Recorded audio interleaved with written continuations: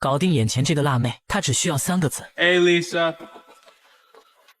很显然，女人根本不叫丽莎。 But if every time I say, hey, Lisa, then eventually she'll come up to me and she'll be like, my name's not Lisa, it's Jennifer. And then from then on, Jennifer, or whatever her name is, she'll develop this unconscious need to win my approval. And from then on, it's cake.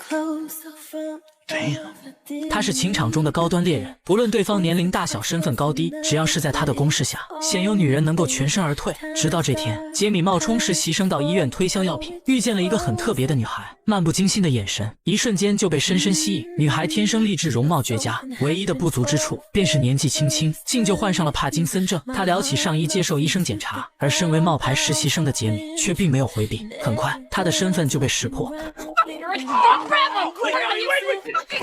一番暴揍之后，玛姬潇洒转身，临走时还不忘竖一下中指，美丽且有个性，这更加勾起了杰米的兴趣。凭借出色的女人缘，杰米很快便和医院的接待员混熟，并顺利拿到了玛姬的联系方式。他开门见山地邀请她喝咖啡，本以为不会容易，可谁知对方竟一口答应下来。而更让杰米意外的是，在见面之后，他的第一句话竟是 What's your game? My game?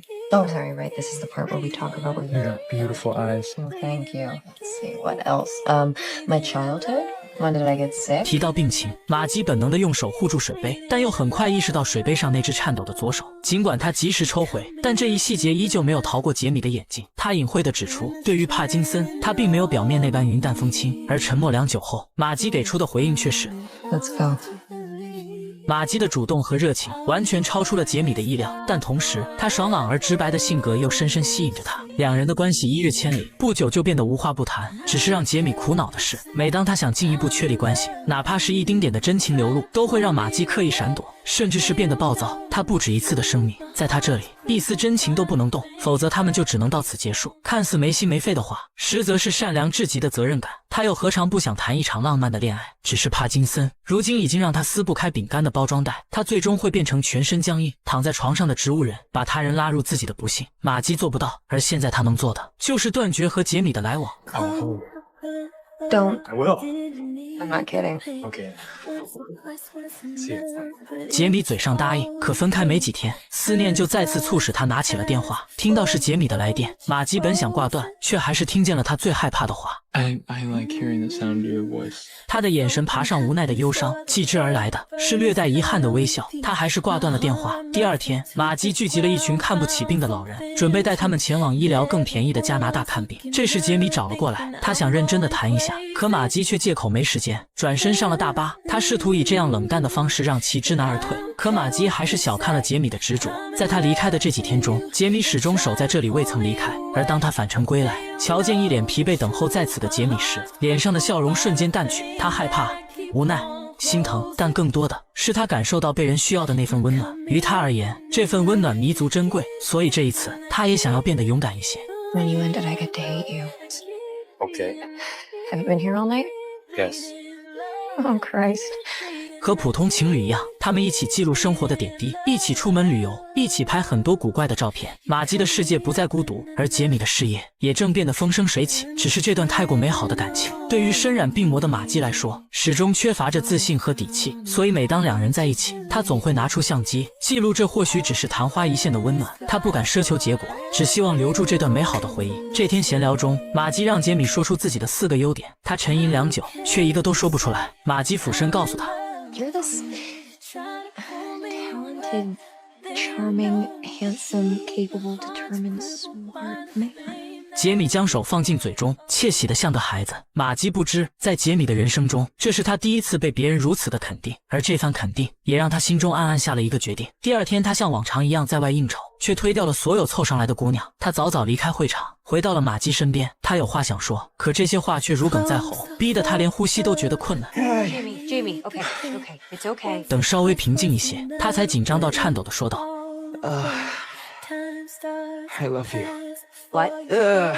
常人能轻易说出口的3个字，于杰米而言，其实需要莫大的勇气。这份紧张来自他儿时的父母，那时的他常被父母忽视拒绝。很少感受到关注和肯定。时间一长，他便不敢再去表达自己的真实感受，这也正是杰米说不出自己优点的原因。心理学上，这是一种叫做抒情障碍的情感缺陷。好在这一次玛姬没有拒绝他，而是紧紧将他揽在怀中，让他尽可能的感受到温暖。但没拒绝，却并不意味着接受。杰米的真情流露，还是让玛姬感受到了巨大压力，因为他发现自己的病情正在恶化，右手也开始出现了抖动，他无法再去精准的修剪照片，甚至连拧开药瓶都无法轻易的做到。这天杰米回到家，玛姬强撑着身体从床上爬起，故作轻松般的走到桌前，想为他倒一杯酒，可那双过分抖动的双手还是被杰米看在了眼中。Are you okay? 被看出端倪，玛姬内心顿时一紧，本来给杰米倒的红酒，也被为了掩饰不安的他一饮而尽。Thanks, I'd love one. 转过身，玛姬意识到无法再继续隐瞒，于是他试图激怒杰米，想要结束这段感情。可杰米却告诉他 Well, I happen to want you. Why? Why? Are you trying to show that you're not a flake? Are you trying to stick with something for once in your goddamn life? I mean, you do realize that you are not a good person because you pity fuck the sick girl, right? 玛姬的话句句针对而刻薄，她像一把锋利的刀，插进杰米的心口，更将他自己扎得体无完肤。可只有这样，才能让杰米离开，才能让他不被自己所拖累。I almost went home with someone from the clinic today. All right. Don't forget your pager. 听着身后的声嘶力竭，杰米的心还是软了下来。他打开房门，将她紧紧揽在怀中，就像之前他安慰自己一样，他们彼此需要，又怎会那般容易割舍？这天，玛姬来到一场帕金森交流会，在这里，她认识了一群可爱的病友。面对病魔，他们没有丝毫的消极沮丧，反而乐观吐槽，更加珍惜热爱当下的生活。That you're still yourself. You're still there. And life goes on. And life is beautiful. Thank you. 并有乐观积极的态度，深深感染了玛姬。那毫无希望的未来，似乎一下变得明朗起来。而在会场之外，杰米从一个男人口中第一次真正了解了帕金森的可怕。他会一点点剥夺病人的行动能力，然后是语言和记忆，甚至最后，病人会变成只有温度的植物人。男人照顾患有帕金森的妻子多年，作为过来人，他给杰米提出了一个建议。Yeah, my advice is to go upstairs, pack your bags, and leave a nice note. Find yourself a healthy woman. I love my wife.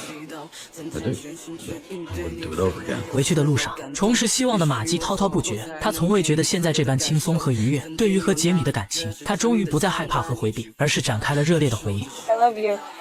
I love you. I love you. I love you. 只是此时，杰米的眼神却有些闪躲。那个男人的话，还是让他产生了动摇。可他们好不容易才走到一起，杰米不甘心，于是他开始查阅资料，开始联系身边的医生朋友，开始带着玛姬奔走于国内国外的各大医院。很快他就刷爆了信用卡，而接连数日的不断问诊，消耗的不只是金钱，更是一次次破灭的希望。看着愈发暴躁的杰米，玛姬突然意识到，对于帕金森的治疗，他似乎比自己还要急切和关心。这一刻，他明白，杰米其实并不愿接受需要照顾他一辈子的事实，而他也的确不该成为这个优秀男人的包袱。 That you're a wonderful man. You're much better than you give yourself credit for. And then you have to leave. 这天晚上，天空飘着雪，杰米将玛姬送到家门口，再一次出言挽留。玛姬沉默片刻，只是说了句再见。轿车掠过狭长昏暗的走道，空余一个有些落寞的身影。分开以后，玛姬大哭了一场。她将两人的照片盖住，努力的不去想他。而恢复工作的杰米也总是魂不守舍，他多次给玛姬打去电话，却总是无人接听。这天，他收到一条短信，因为表现优秀，他被升了职，将会被调往芝加哥工作。本是个好消息，可杰米却怎么都高兴不起来。为了庆祝升职，杰米来到一家餐厅，刚好遇上了准备离开的玛姬，他的身边还多了一个男人。两人四目相对，却只是尴尬的互相傻笑。简单的寒暄之后，玛姬转身准备离开。杰米想要说些什么，可话到嘴边，还是变成了一句 It's nice to see you. You're killing me, Randall. 动身前往芝加哥前，杰米意外发现了之前的录像机。他打开它，玛姬欢快的笑声传入耳中，曾经美好的回忆让杰米的嘴角渐渐上扬。而当他细细回看这些影像，才恍然间发现，这段影像更像是离别前的致辞。原来他早已料到了这天，可他依旧憧憬着他们的未来，依旧想把最好的一面留给他。原来对于这段感情，他自始至终都是最坚定的那一方。 It doesn't matter if I have 10,000 more moments like this or just this one, because right now, this moment,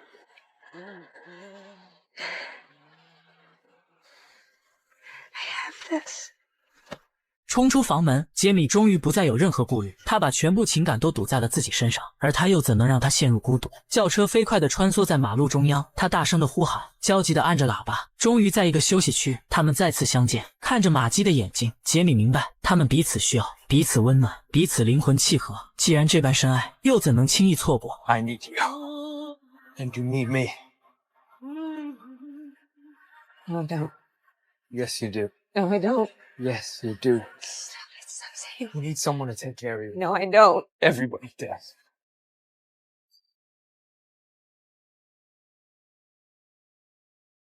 I'm gonna need you more than you need me.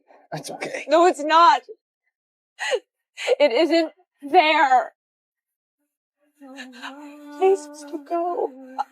I just may have to carry you.